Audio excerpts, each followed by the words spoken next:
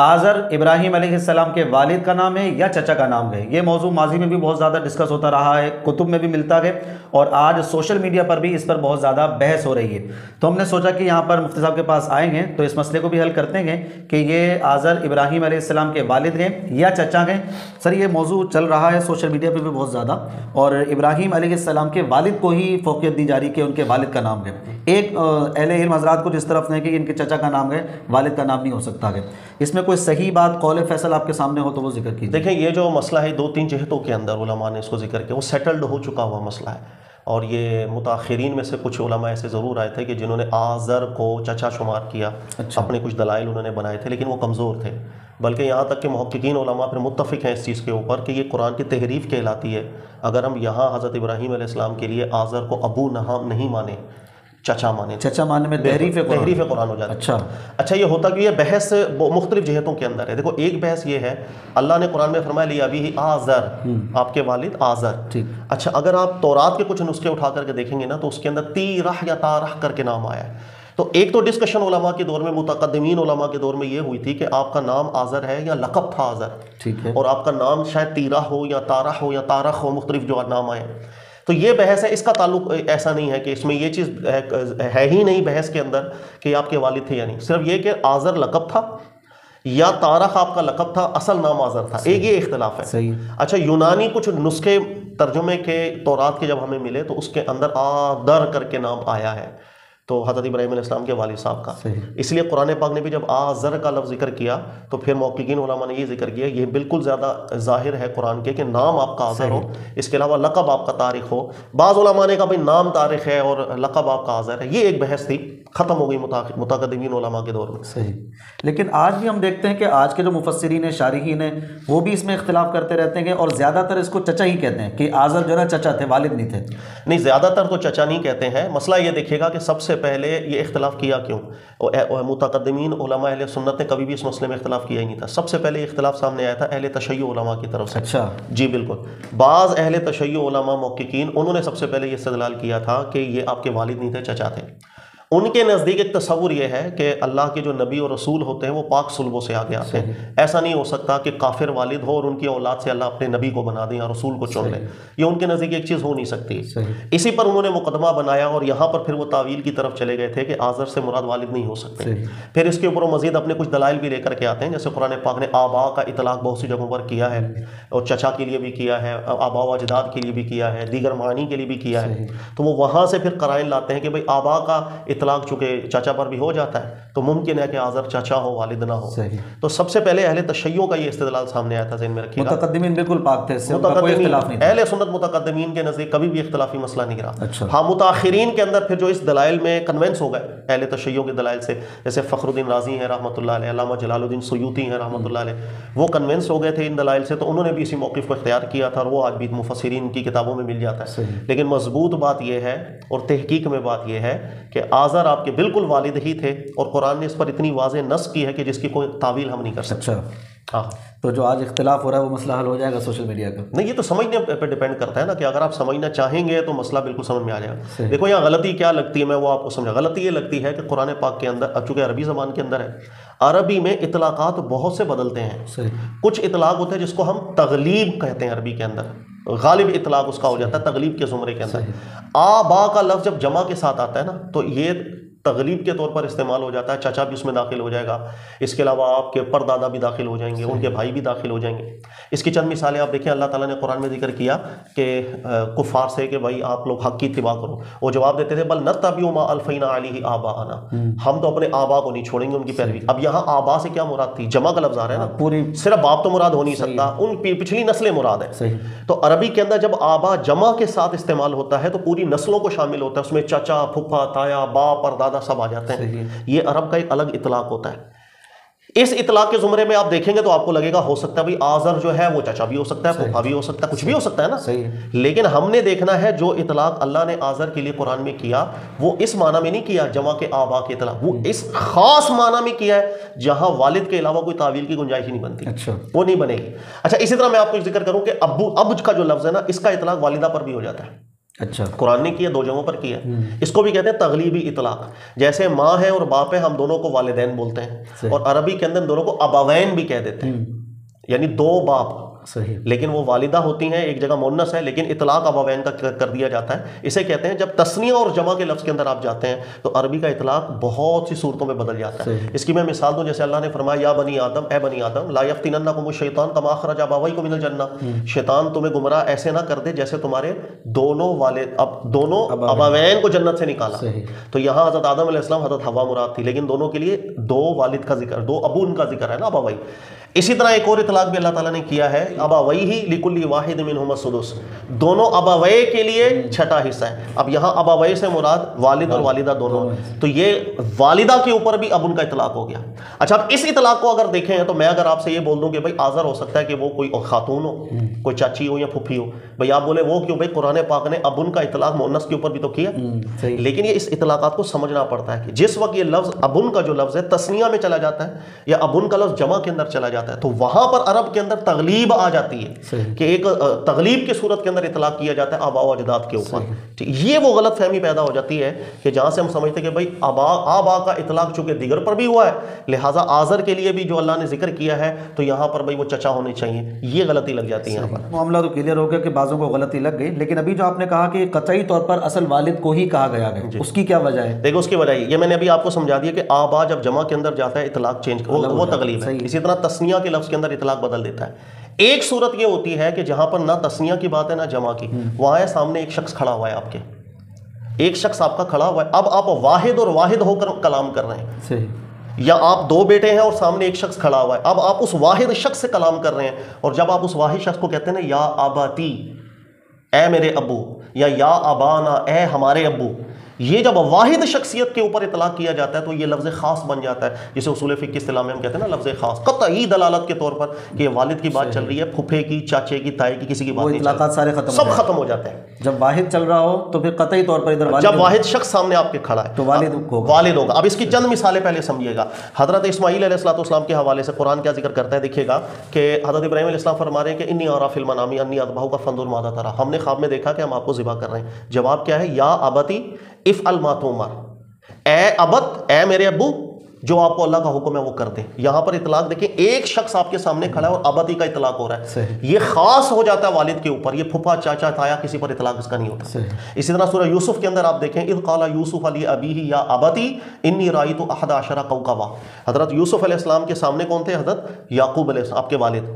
جملے پہ غور کرنا، اذ قال یوسف لابیہ، جس وقت حضرت یوسف علیہ السلام نے کہا تھا اپنے والد کو یا ابتی، اے ابو، انی رأیت 11. اب جب سامنے ایک شخص آ گیا اور اس کو ابھی کر کے یا اباتی بولا جائے، یہ بالکل ایک ہی دلالت کرتا ہے کہ وہاں والد کی بات چل رہی ہے، کسی اور کی بات نہیں چل رہی ہے. اس اطلاق کو ہمیشہ سمجھیں. اس کی تیسری مثال دیکھیے گا، حضرت موسیٰ علیہ السلام والا واقعہ جو اللہ نے ذکر کیا کہ جب آپ چلے گئے، خاتون پانی بھر کے دیا تھا، اور خواتین نے اپنے والد سے ذکر کیا تھا یا اباتی استاجرہ ان خیر من استاجرت القوی الامین، اے ہمارے والد اس کو اجارے پر رکھ لیجئے، بڑا امین ہے. اور بہترین لوگ وہی ہوتے ہیں جس کو اجارے پہ رکھا جائے، جس کے اندر صفت امانت ہو. اب یہاں پر بھی اباتی کا اطلاق ہے تو حقیقی والد مراد. تو یہ سب چیزیں اپنے ذہن میں رکھیں کہ جب جمع کے اندر ہم جاتے ہیں اطلاقات بدلتے ہیں. جب آپ کے سامنے ایک واحد شخص کھڑا ہو اور اس کے لیے یا اباتی کا لفظ بولا جائے، اب یہ کنفرم ہو جاتا ہے کہ والد کی بات چل رہی ہے، کسی اور کی نہیں. اچھا، اب جو میں نے آیت پہلے پڑھی دوبارہ پڑھ رہا ہوں، پھر دیکھیے گا حضرت ابراہیم علیہ السلام والے واقعے کے اندر بھی اللہ نے قطعی دلالت پیش کی ہے کہ یہاں والد مراد ہے، کوئی اور نہیں. اذ قال یوسف لابی، جب حضرت یوسف علیہ السلام نے لی ابی اپنے والد کو کہا تھا یا اباتی، اے میرے ابو، قطعی بات ہے والد ہی تھے، حقیقی والد تھے. یہی چیز اللہ نے حضرت ابراہیم علیہ السلام کے لیے سیم الفاظ ہیں، دیکھیے گا، اذ قال لابیہ یا اباتی لما تعبد ما لا يسمع ولا یبصر، کہ اے میرے والد، لابیہ جب کہا حضرت ابراہیم علیہ السلام نے اپنے والد کو یا اباتی، اے میرے ابو، لما تعبد ما لا يسمع ولا یبصر، آپ ان کی کیوں عبادت کر رہے ہیں کہ جو نہ سنتے ہیں نہ دیکھتے ہیں. سیم الفاظ ہے، دیکھیے گا، یوسف علیہ السلام نے لابیہ یا اباتی، حضرت ابراہیم علیہ السلام نے لابیہ یا اباتی. یہ جو یا اباتی کا لفظ آ گیا، اس نے مہر ثبت کی تھی کہ جب سامنے ایک شخص آ گیا آپ کے اور یا اباتی کا اطلاق لفظ خاص کے طور پر استعمال ہوتا ہے. پھر اللہ نے سورہ مریم کے اندر، غالباً یہ سورہ مریم کی آیت، اس میں 3-4 آیتیں ہیں مسلسل حضرت ابراہیم علیہ السلام کا مکالمہ یا اباتی لفظ کے ساتھ ذکر کیا ہے. اگر اسی سے اگلی آیت دیکھیے گا، یا اباتی انی قد جاءنی من العلم، اے میرے ابو، ہمارے پاس اللہ کی طرف سے علم آ گیا. یا اباتی لا تعبد الشیطان، یا اباتی انی اخاف ان یمسک عذاب من الرحمن، یعنی 4 سے 5 اطلاقات یا ابتی کے براہ راست. یہی حضرت اسماعیل علیہ السلام نے کیا, یا ابتی افعل ما تؤمر. یہی حضرت یوسف علیہ السلام کا جملہ نقل ہے, یہی خواتین کا جملہ نقل ہے. اس کے علاوہ 50 اور مثالیں قرآن میں موجود ہیں. اس لیے یہ جو یا ابتی کا لفظ آ گیا نا, اس نے مہر ثبت کر دی تھی کہ یہ حقیقی والد کی بات چل رہی ہے, چچا کی بات بالکل نہیں چل رہی. ہمارے یہاں پر اصل میں وہ جو جمع کے لفظ ہے نا, آبا, اس سے ایک شبہ پیدا کر لیا جاتا ہے. آبا جمع کا لفظ استعمال تغلیب کے طور پر ہو جاتا ہے, لیکن یا ابتی کا لفظ نہیں ہوتا ہے. اس لیے یہ چیز ایک کنفرم ہو جاتی ہے کہ یہاں پر حقیقی والد کی ہی بات چل رہی ہے, کسی اور کو مراد لینے کی گنجائش نہیں. اچھا, اب یہاں پر ایک سوال اور تھوڑا پیدا ہوتا ہے, وہ یہ کہ جو انبیاء کرام علیہم الصلوۃ والسلام کی مبارک ذاتیں ہیں, ان کا پاک صلبوں سے آنا ضروری ہے. جی جی. یعنی کہ اگر وہ کافر ہیں, کوئی خدا نہ خواستہ زنا کا معاملہ ہے, تو ایسوں سے نبی کیسے پیدا ہو جائیں گے؟ یہ ان کی شان کے خلاف. نہیں, میں یہ سمجھاتا. اب یہاں پر 2 نظریے آ جاتے ہیں. ایک نظریہ آ جاتا ہے اہل تشیع کا. اہل تشیع علماء کا یہ موقف ہے, وہ اس چیز کو محال سمجھتے ہیں کہ کافر باپ ہو اور ان کی اولاد نبی ہو جائے, کہ یہ ہو ہی نہیں سکتا. یہ سب سے پہلے نظریہ اہل تشیع کا تھا. یاد رکھ, اہل سنت علماء کا یہ نظریہ کبھی بھی نہیں رہا. یہ متاخرین نے جنہیں اہل تشیع کے دلائل کو قبول کیا تھا, ان کا نظریہ بن گیا تھا. دیکھیے گا ہمارے نزدیک قرآن کی آیت نص ہے, ان اکرمکم عند اللہ اتقاکم. اللہ کے نزدیک مکرم وہ جس کے اندر تقوی کی صفت. خلاص. والد کافر ہو, اولاد کے اندر تقوی کی صفت ہے. نسب ہمارے نزدیک معنی نہیں رکھتا. اگر والد اللہ کا نبی ہو لیکن اولاد کفر کے اوپر چلی جائے, نسب کوئی معنی نہیں رکھتا. ہمارے نزدیک معنی رکھتا ہے تقوی. یہ تصور اہل سنت علماء کرام کا جو متقدمین گزرے ہیں. اس لیے یاد رکھیے یہ 2 رخ ہو جاتے ہیں. اسی بنیاد کے اوپر ہم ان قرآن کی آیتوں کو تبدیل کرنا شروع ہو جاتے ہیں. اب میں آپ کو ایک چھوٹی سی مثال سے سمجھاتا ہوں. والد اگر کافر ہیں, ان کی اولاد سے نبی نہیں ہو سکتے. بھائی کیوں نہیں ہو سکتے؟ اللہ نے قرآن میں کہیں ذکر نہیں کیا. وہ کو نص قرآن میں تو نہیں ہے, زیادہ ایک روایت بیان کی جاتی ہے, اس پہ ہم بعد میں کلام کرتے ہیں. اچھا, اب دیکھیے گا والد کافر ہیں, ان کی اولاد سے نبی نہیں ہو سکتے. میں اس سے بڑی بات آپ کو بتاؤں, یہاں تو اس نطفے سے نبی پیدا ہوئے ہیں. اچھا, ایک نبی کی ذات موجود ہے, وہ تو سراپا سر سے لے کے پاؤں تک نبوت کے چشمے کے اندر ہے نا. ان کا اس وقت نطفہ بھی جسم میں موجود ہے. اسی نطفے سے ایک اولاد پیدا ہوئی. وہ نطفہ بھی نبی کا, اس میں گوشت بھی نبی کا, اس میں خون بھی نبی کا. وہ کافر ہو سکتی ہے؟ نبی کی اولاد کافر ہو سکتی ہے؟ ذہن اس اعتبار سے ذہن تو منع ہی کرتا ہے, لیکن قرآن کی نص ہے. حضرت نوح علیہ السلام کی قرآن نص کرتا ہے کہ وہ ایمان نہیں لے کر. لیکن میرا آپ سے سوال یہ ہے, یہاں تو والد کا ہے نا, والد کے نطفے سے نبی نہیں ہو سکتے. میں کہہ رہا ہوں اس سے بڑی مثال آپ کو دے رہا ہوں, نبی کے نطفے سے, کہ جس وقت وہ نطفہ نبی کے صلب میں موجود ہے, وہ اسی نطفے سے ایک بچہ ہو رہا ہے جس میں گوشت نبی کا, خون نبی کا, سب کچھ. اگر وہ کفر میں مبتلا ہو جاتا ہے, فرا اگر ہو سکتی ہے, تو اصل کے اندر کیا مسئلہ ہے؟ تو قرآن پاک نے کبھی بھی اس چیز کو شرط قرار نہیں دیا ہے کہ کافر سے نیک نہیں ہو سکتا ہے نیک سے. یہ اللہ کی شان ہے. یخرج الحی من المیت مخرج المیت من الحی, کہ اللہ زندوں سے مردہ کو نکالتا ہے, مردہ سے زندہ کو نکالتا ہے, ظلمت سے اندھیروں اجالوں کو نکالتا ہے, اجالوں سے اندھیرے کو نکالتا ہے. یہی اصول زیادہ بنیادی طور پر لگتا ہے جو سننے میں آتا ہے اہل سنت کی طرف سے بھی, اہل تشیع کی طرف سے بھی, کہ نبیوں کا جو ہے نا وہ پاک صلبوں سے آنا ضروری ہے. لیکن یہ قرآن اس کی نفی کر رہا ہے. نہیں, قرآن پاک نے کہیں بھی ذکر نہیں کیا ہے کہ نیک جو ہے نا سب مومن ہونے چاہیے. قرآن نے کہیں تو جب یہ اصول ختم ہو جائے گا تو یہ بات کلیئر ہو جائے گی. کوئی مسئلہ آپ کے اللہ کے نبیوں کی اولادوں سے بھی یہ ثابت ہے کہ ان سے بالکل وہ کفر ثابت ہوا. بلکہ مختلف انبیاء کرام علیہ الصلوۃ والسلام کی جو ازواج تھی, جو ہمیشہ ساتھ رہی ہیں, ان وہ بھی ایمان نہیں لے کر آئی تھی. اللہ کی بارگاہ کے اندر نسب کی اہمیت نہیں, ایمان کی اہمیت. ایمان نہیں ہے تو نسب خلاص, نسب ثابت ہی نہیں ہوتا. اب ہمارے یہاں عموماً یہ بھی اعتراض ہوتا ہے نا, بھئی ہم کیسے مانیں کہ ایک نبی کی پیچھے جو ہے نا پیڑھی کے اندر کافر ہو. سر یہ اس وقت آپ مانیں گے کہ جب آپ نسب ثابت رکھ رہے ہیں. قرآن ایسے نسب کو ثابت ہی نہیں رکھتا. جب حضرت نوح علیہ السلام کی بیٹے نے کفر کو اختیار کیا تو اللہ فرماتے ہیں انہ لیس من اہلک, نسب ختم ہو گیا, وہ شرافت نسب کی ختم ہو گئی. تو اب اگر بالفرض کسی نبی کے پشت کے اندر اگر کبھی کسی کو کافر مل بھی جائے تو شرعی طور پر ہم اس کا اس بات ہی نہیں کریں گے, اس کو بیچ میں سے مائنس کریں گے. لہذا وہ اعتراض کبھی بھی پیدا ہوتا ہی نہیں ہے. اب آخر میں ایک وہ روایت پر کلام کرتے ہیں, وہ جو کثرت سے بیان کی جاتی ہے. نبی علیہ الصلوۃ والسلام ارشاد فرماتے ہیں کہ ہم نکاح سے ہوتے ہوئے آئے ہیں, اور دوسری طرف جو لفظ ہوتا ہے اس طریقے سے نہیں آئے ہیں کہ کوئی کفر کا معاملہ تھا یا زنا کا معاملہ تھا, اس سے ہمیں پاک کے رکھا اللہ نے. ہم بالکل نکاح کے ذریعے ساری صلبوں میں ہوتے ہوئے. یہ جو روایت آپ ذکر کریں نا, سب سے پہلے دن میں رکھیے گا کہ بہت شدید درجے کی اختلافی روایت ہے. بلکہ اس کو صرف صحیح انہوں نے کہا جس کی فقط تصحیح قابل اعتماد ہی نہیں ہوتی, جیسے حاکم وغیرہ ٹائپ کے لوگ. محققین علماء کی نزدیک روایت ہے ہی نہیں صحیح. اچھا, اگر یہ صحیح بھی ہوتی تو قرآن کے مضمون کے خلاف خبر روایت قابل قبول نہیں ہوا کرتی اگر یہ صحیح ہوتی. لیکن یہ اس کی صحت ہی مختلف ہی ہے. اور دوسری بات کہ یہ جو روایت ہے اس کے اندر واضح الفاظ موجود ہیں کہ ایک نکاح سے سلسلہ آیا ہے اور نکاح کے علاوہ کوئی بے حیائی سے یہ سلسلہ نبیوں کا نہیں آیا. اللہ تعالیٰ نے اپنے جو نبی گزرے ہیں جن کی ازواج نے یاد رکھیے گا کفر کو بھی اختیار کیا ہے لیکن وہ بھی بے حیا نہیں ہوئی تھی خواتین, یہ بات ذہن میں رکھیے گا. اس چیز سے اللہ تعالیٰ نے فحش سے بچا کے رکھا ہوا ہے, تو اس لیے کہ فحش ہمارے دین کے اندر ہے ہی بہت بری چیز. تو یہ سلسلہ نکاح سے چلتا ہوا آیا ہے, بے حیائیوں سے چلتا ہوا نہیں آیا ہے. یہ مضمون اگر اس روایت کو ہم ثابت بھی مانیں تو ضرور ثابت ہوتا ہے, لیکن اس سے یہ چیز ہم بولیں کہ بھائی آبا کے اندر کفر ثابت نہیں ہو سکتا, اس کی قرآن پاک کے اندر کوئی دلالت موجود نہیں, اور یہ صراحت قرآن کی اسی پر ہے کہ آپ کے والد کی بات چل رہی ہے. اگر یہ کنفرم ہو گیا کہ یہ والد صاحب ہی ہیں, ان کے حقیقی والد ہیں, یعنی کفر پر ہی گئے, کفر پر ہی تھے, ان کا ایمان نہیں ہوا, لیکن ابراہیم علیہ السلام نے ان کی مغفرت کی دعا بھی تو کی ہے. حالانکہ ہمارا اسلام بنیادی طور پر یہ کہتا ہے کہ اگر کوئی کفر پر گیا, شرک پر گیا ہے, تو آپ اس کے لیے دعائے مغفرت نہیں کر سکتے. جیسے مشہور دعا ہے اتحیات میں پڑھی جاتی ہے, رب اجعلنی مقیم الصلاۃ ومن ذریتی ربنا وتقبل دعا ربنا اغفر لی ولی والدی. ابراہیم علیہ السلام نے کہا کہ اللہ میری اور میرے والدین کی مغفرت فرما.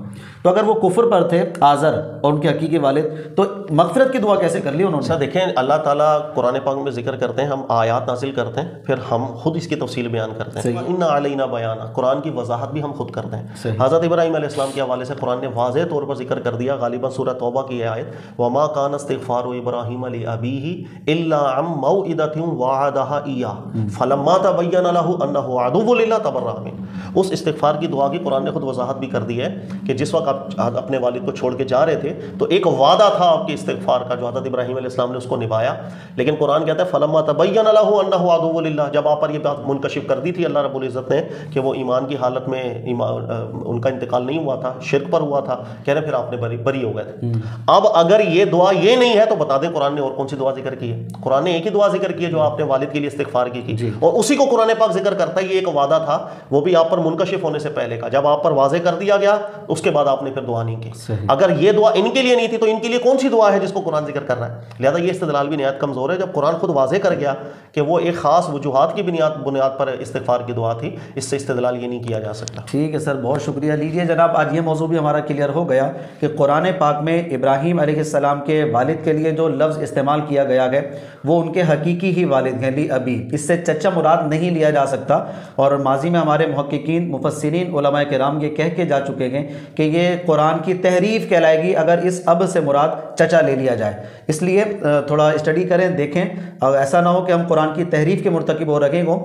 بڑے بڑے علماء کرام اکابرین ہیں, ان کو آپ اسٹڈی کر لیجئے, اس کے بعد یہ فیصلہ نتیجہ نکالا گئے. اور جو آیات مفتی صاحب نے پڑھی ہیں پروگرام کو ریپیٹ کر کے بھی آپ دوبارہ دیکھ سکتے ہیں, انشاءاللہ بہت آپ کو فائدہ ہوگا.